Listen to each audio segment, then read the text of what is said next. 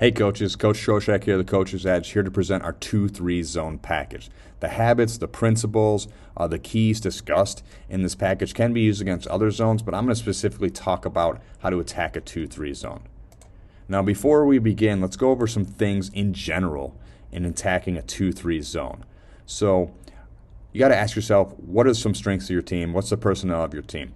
So one way you could beat a zone is just run it. If you got athletes, get out and beat it before it gets set up. Rebound against it. You got size, you got athletes going to go get rebounds. Maybe that's the emphasis you put on. Screen it. Also move the zone. The more you can move the zone, the better. You got a good passing team.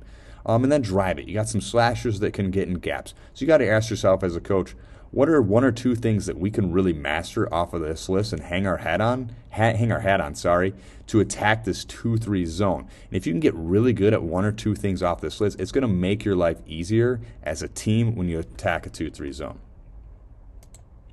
Now, some questions throughout this package you have to ask yourself, coaches, who do I want where? We have a special section that's actually dedicated just to personnel and attacking a 2-3 zone, where you want to place your playmakers, where you want to place maybe shooters or guys that can finish, things like that, or girls that can finish. And then also, what do I want players doing with the ball and without the ball? So if you can simplify and players can play simple and sound and they understand when the ball goes here, I need to do this. If I don't have the ball, I need to do this. When I get the ball, here are my reads. If you can keep that simple and sound for your players, it's going to help when you attack a 2-3 zone. So the breakdown of this package is basically go over some keys, go over some habits to attacking the zone. How do we screen against the zone? Some actions, which there's some overlapping in between screening the zones and how that relates to different actions. Rebounding against the zone. I think it's huge. I think it's beneficial if you really focus in on rebounding. Personnel, who do you put where, and what do they do when they have it? I'm also going to show you some game film throughout the package, and also specifically just a couple clips from games.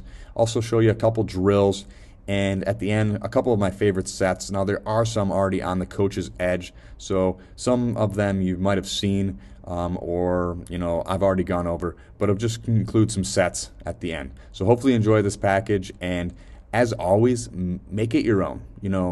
Take whatever you want, throw the rest away. So maybe you take a couple keys, maybe you take a couple habits, but you as a coach have to know your team, you have to know your personality, you have to know your philosophy and what best fits your program. So take what you want, make it your own, make it better, and good luck.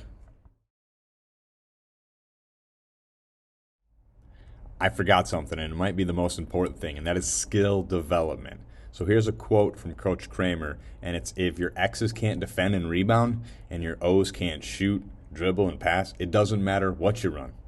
Meaning I, as a coach, can give you, different actions to run against a 2-3, different habits, different keys, how to rebound it, all those things, but it doesn't matter if you don't have the skills, if your players don't have the skills to be able to do this, which is why being part of the Coach's Edge, you have the benefit because you can go over and look at different drills and different videos of skills to develop in order to make your 2-3 zone offense that much better. So I just wanted to mention that skill development is a huge piece of attacking any defense or in the game of basketball, and that's where hop on over the different parts of the Coach's Edge, check out those videos to help your players improve their skills.